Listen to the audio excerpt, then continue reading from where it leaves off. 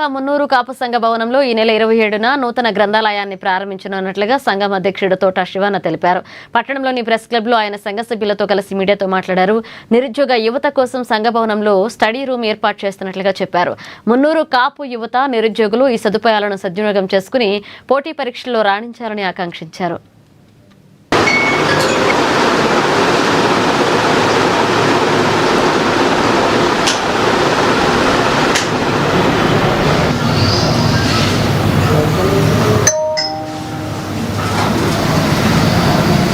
రేపు గురువారం 27వ తేదీ నాడు ఉదయము 9:30 గంటలకు మన తాలూకా మున్నూరు కాపు సంఘం ఆదిలాబాద్ నందు గ్రంథాలయం యొక్క ప్రారంభోత్సవం కలదు. కాబట్టి ప్రతి ఒక్క మున్నూరు కాపు బిడ్డ హాజరయ్యి ఆ సమావేశాన్ని విజయవంతం చేయాలి.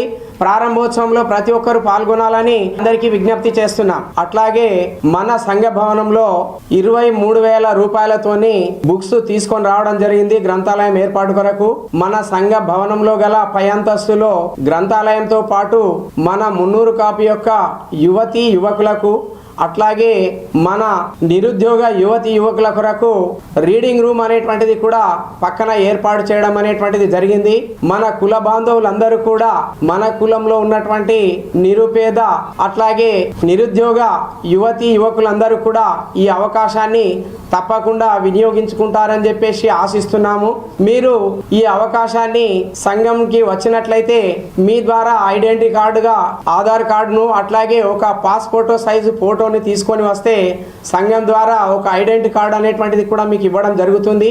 దాని ద్వారా రోజు మీరు వచ్చి అక్కడ ఉన్నటువంటి ఇన్ఛార్జ్ ఎవరైతే ఉంటారో వాళ్ళ ద్వారా పేర్లు నమోదు చేసుకొని ఆ దాని ద్వారా ప్రతిరోజు మీరు బుక్స్ తీసుకొని నిరభ్యంతరంగా పొద్దున నుండి సాయంత్రం వరకు మీరు చదువుకునేటువంటి ఏర్పాట్లను చేయడం అనేటువంటిది జరిగింది. కాబట్టి మన మున్నూరు కాపు కుల సోదరులు సోదరిమణులు అందరూ కూడా కుల బాంధవులందరికీ కూడా మన సంఘం తరఫున అందరూ తెలియజేయాలని ప్రతి ఒక్కరికి పేరు పేరున విజ్ఞప్తి చేస్తున్నాం. ప్రతి నిరుద్యోగ యువతి యువకులందరూ కూడా కుల బాంధవులు వాళ్ళకి తెలియజెప్పి వారందరూ ఈ అవకాశాన్ని ఉపయోగించి